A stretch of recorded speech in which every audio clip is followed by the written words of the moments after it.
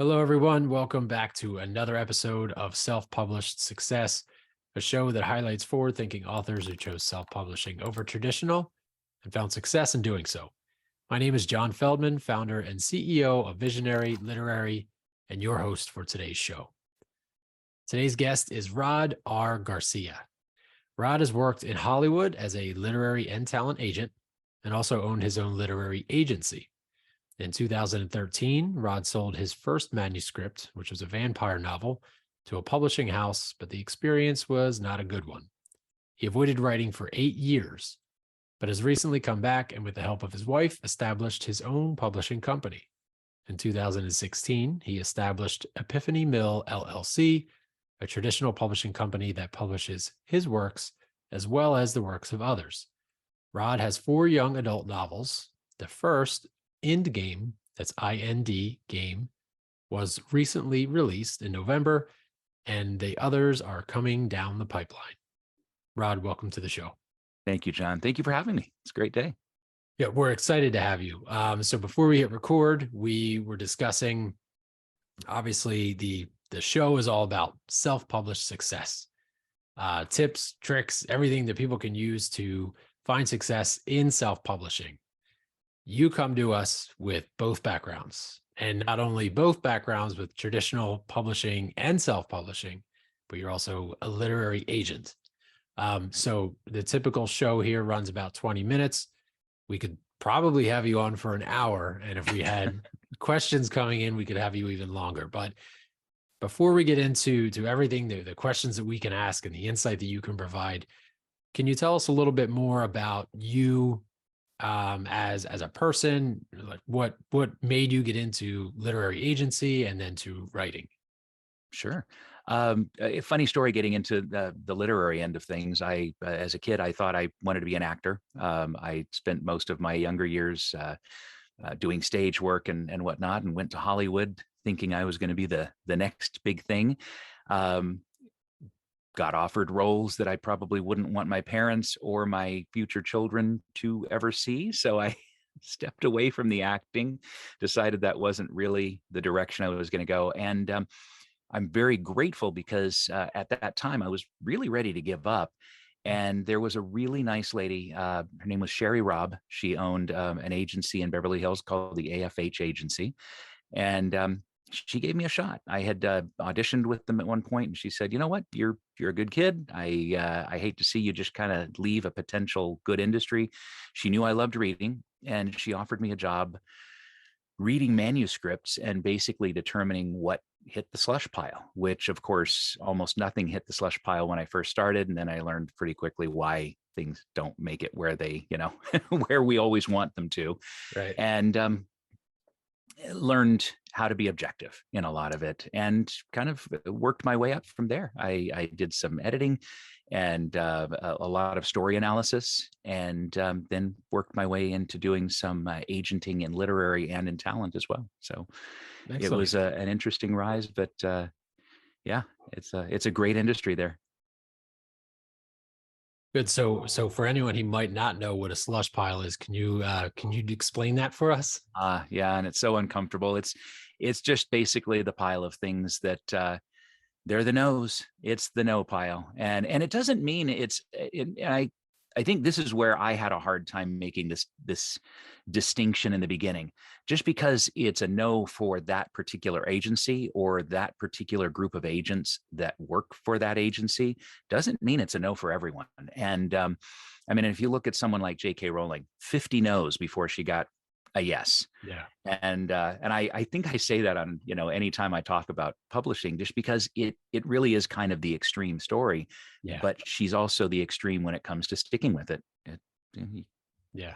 It just proves that if you persevere, that there's a market for everything. And obviously, for where Harry Potter was concerned, there was a huge market. Yes. Yeah. As we now see, but yeah. So Yeah. the slush pile is what you do not want to be in if you are a manuscript writer. Right. But like you said, it is the largest pile on a desk or in a room, but now it's digitally. But Yeah. good. So you come to us with this experience. Obviously, you got into your being a literary agent. Mm-hmm. what were, I guess, what were the positives and negatives? And then what kind of drove you into wanting to write your own manuscript? It was funny. I didn't think much about writing my own manuscripts in the beginning. I really kind of thought my my goal or my destiny was to help other people get there. Um, as far as the pros, obviously watching people have a success that they weren't expecting, watching someone actually watching their hard work, their passion, their labor of love. For a lot of people, these manuscripts, these novels, these whatever it is they're putting together, it could be a recipe book. It's like their child, and to have people constantly turn it down is, that's it's demeaning, and it hurts. Yeah. But to watch these people actually have a success and then see something come of it, it's just there's not it really is amazing, and you feel it with them, and I think most agents would say that aside from an obvious paycheck or something, that's the benefit of it, is watching the successes one after the other. And I would say the downside is also the exact flip side of that, is watching someone's dreams not go where they expect, not go where you hope you can get them.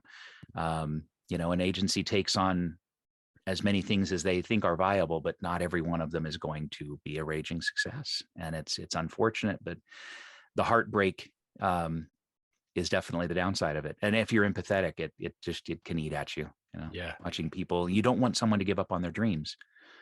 So Yeah. It kind of relates back to your story where you got your start, that the woman who gave you the start, she said, I don't want to see you leave, yeah, just give up on your dreams and go back and start something else. So I imagine that it can be, and you seem from our conversation so far before record and now, like you would be a very nice person, and it would really hit. It would hit hard when you thought you saw something in a manuscript and it didn't turn out the way it did for that author. yeah. But so as a literary agent, Mhm. um, so when you sold your first work, which went to a traditional house, correct? Right. Yeah. And this was back in 2013. Okay. Um, I think part of it was, and I'll say this: not every agency, not every publisher has the same goals or has the same desired outcome for everything. They don't have the same business model, and I think having been a part of a larger agency, and having been a part of a very traditional agency in every sense of the word, as far as how they marketed things. Now, you have to keep in mind too, this was in the 90s that I was doing this. So a lot of what I did was pre-internet. So, I mean, there was magazine marketing, there was, it was a very different animal compared to what it is today. But I think I really my expectations were part of what my bad experience was. I expected them to be very much like what I had been a part of. And the publisher was just very hands off. Like I say, it wasn't, they weren't bad. I think they had good intentions, but their business model wasn't what I expected. And, so bad on me for not really getting a better grasp on what their intentions were at that point. I also had a writing partner at the time, and the kind of that writing relationship broke down, and it wasn't what I expected. And it was unfortunate, but it really soured me to writing my own things. I became what I hated seeing in other people. And that was that kind of that just just accepting the failure, it didn't work out. This just, it wasn't meant for me. And Yeah. yeah. Well, that's I mean, obviously what we'll talk about next is, you're bouncing back and now you're happy and you're writing. But one thing that I do want to mention for those listening and watching is that, like you mentioned, the difference in expectations. Mhm. So many people still think, when they think of publishing a book, they think about the glory days of the 80s and the 90s in New York City and publishing houses, and how a publishing house can get you on a PR tour and get you on MSNBC and Oprah and all these different. The world of book marketing and publishing now is so different with Yeah. social media. So many traditional publishing houses will really only consider you or take you if you already have a following, because they don't set up marketing campaigns like that. Not necessarily because, and I'm sure you know more than me, but they don't set them up like that. One, because they're costly and time efficient for travel and everything, but also buying habits are different now than they were in the 90s. You Yeah. need links. If somebody watches a show today, if someone turns on TV and they watch the morning news, they're not going to see an author and say, "Oh, okay, let me walk over to my computer, log onto the internet, type it in." It's too much work.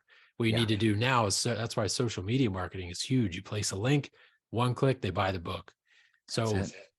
so many new aspiring authors that come into the industry assume that, you know, they want that 90s model where they're going to be on major media networks, and it's just, why it could be good and fun and exciting, that's not the best measure for, or it's not the best, I guess, tactic for book sales.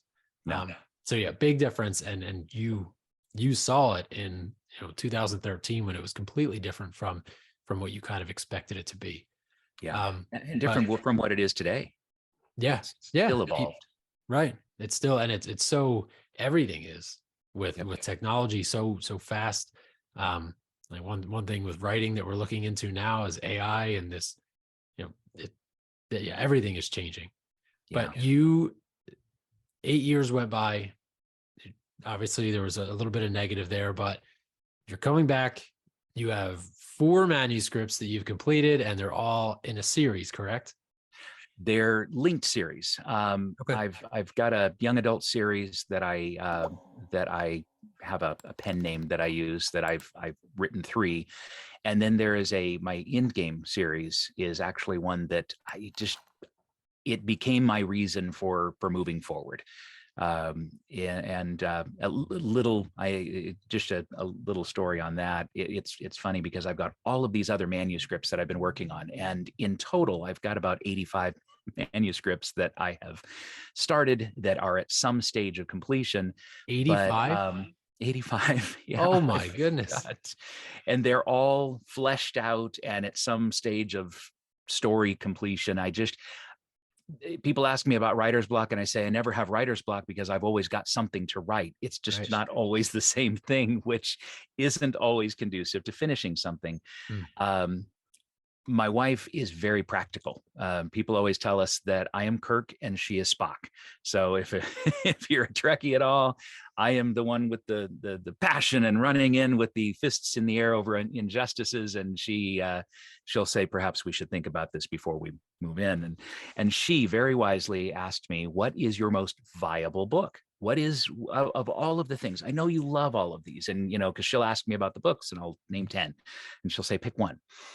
And because I've got all of these other manuscripts, I was able to kind of build them. indGame is what they call lit RPG. And I had never even heard of the term before I wrote this, but it's video gaming, the video game world affecting the real world. And it's been most compared, the book itself has been most compared to an anime called Sword Art Online, or Ready Player One. My beta readers all kind of put that together and made that comparison. But I included all of these other, or a bunch of these other properties that I've been kind of writing and working on in this book as video games or references to them as games.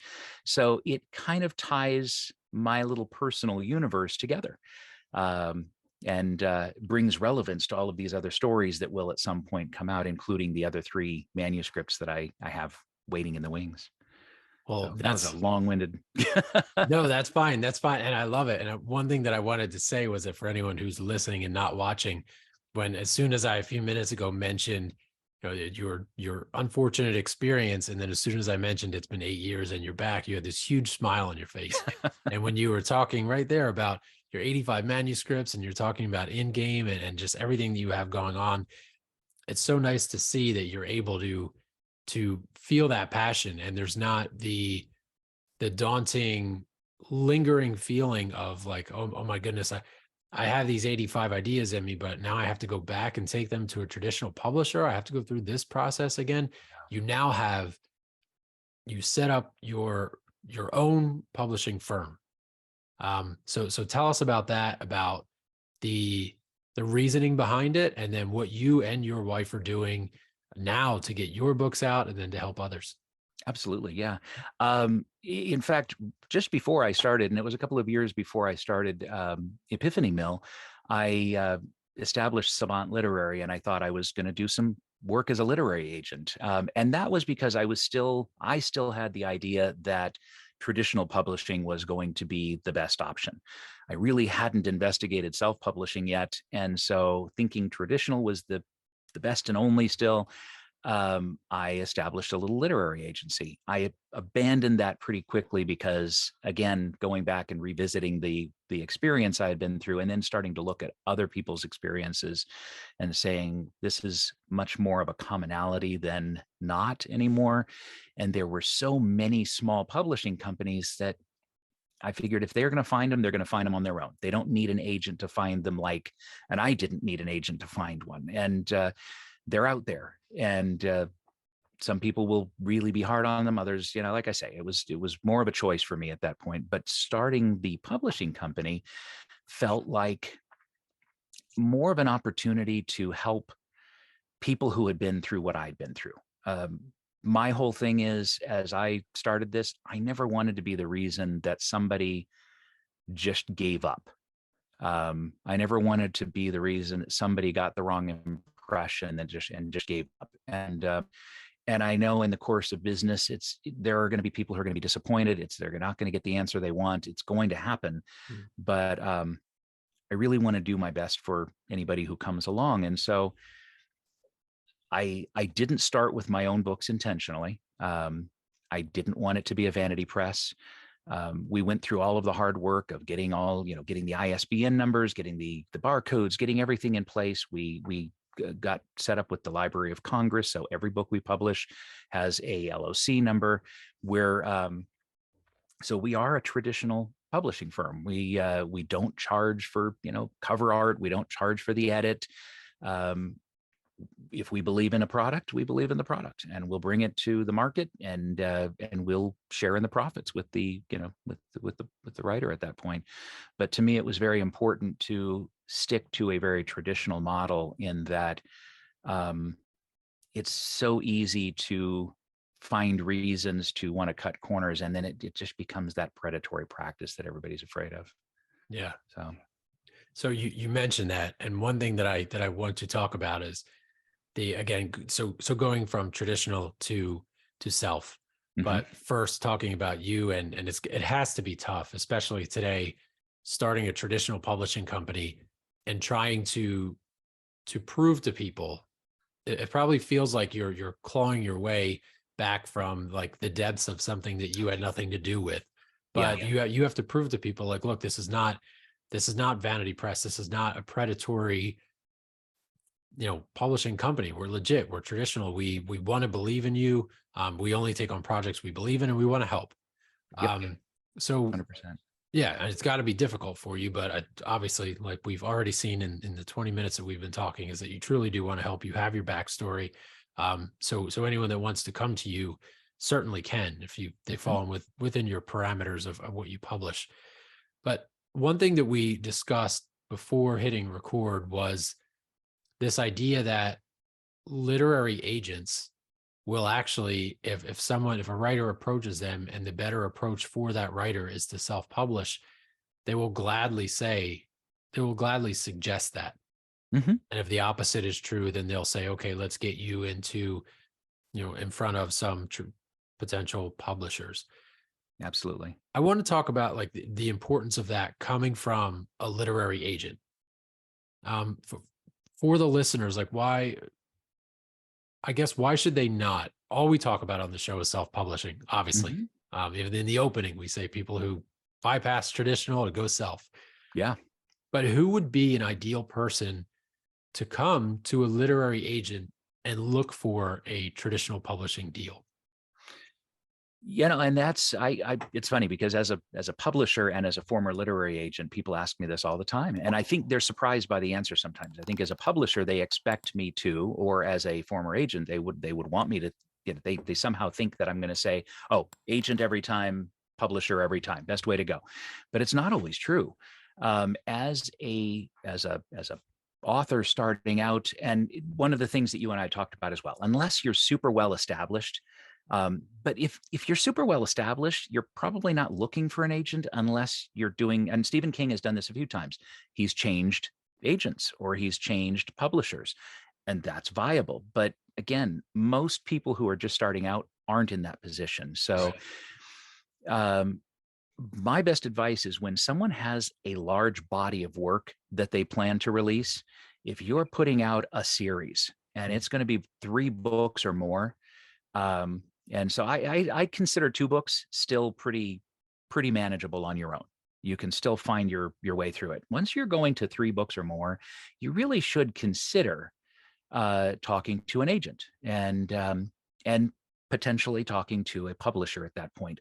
Again, going based on my experience, make sure you understand what that publisher's practices are when it comes to marketing, what their plan is for you, what their goal is for things, and also understand that not everybody can guarantee success.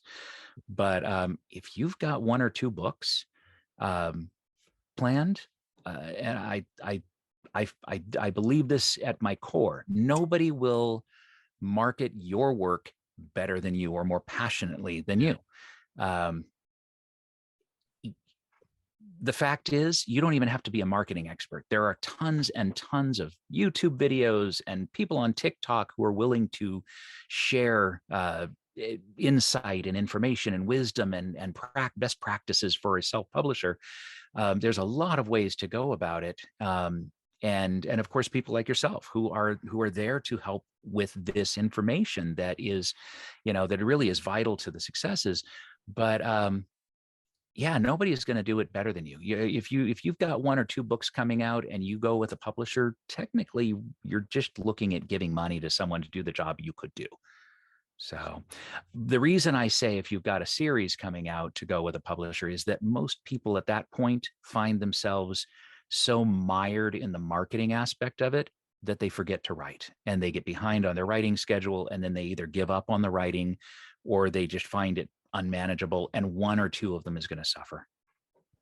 Very good points.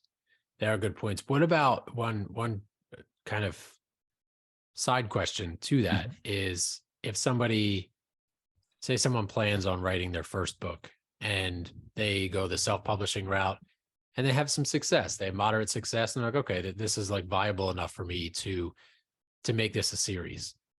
At that point, do they approach a literary agent, or at that point, is it better for them, just based on the fact that I guess so many literary agents and publishers say we don't take on previously self-published works?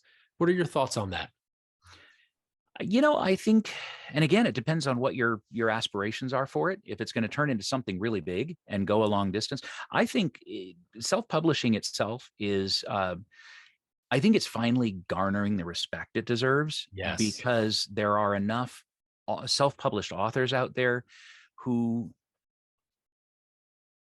are actually doing something with it, and we're seeing enough positive results out of it. There are several out there who have done very well with it and have a lot to be proud of. And I think that for too many years it was looked at as, and really it's just like anything else. There's the threat involved. So of course the publishing industry, the agents, they don't want to become irrelevant.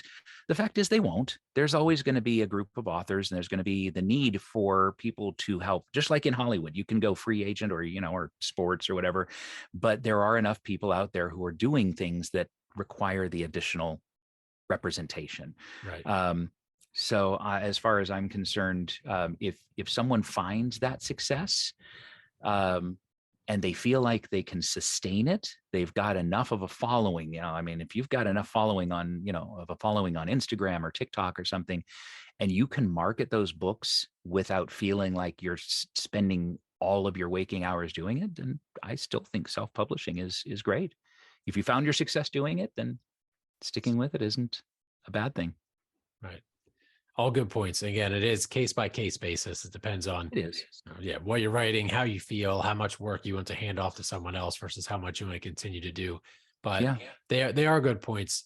Rod, this has been an excellent episode.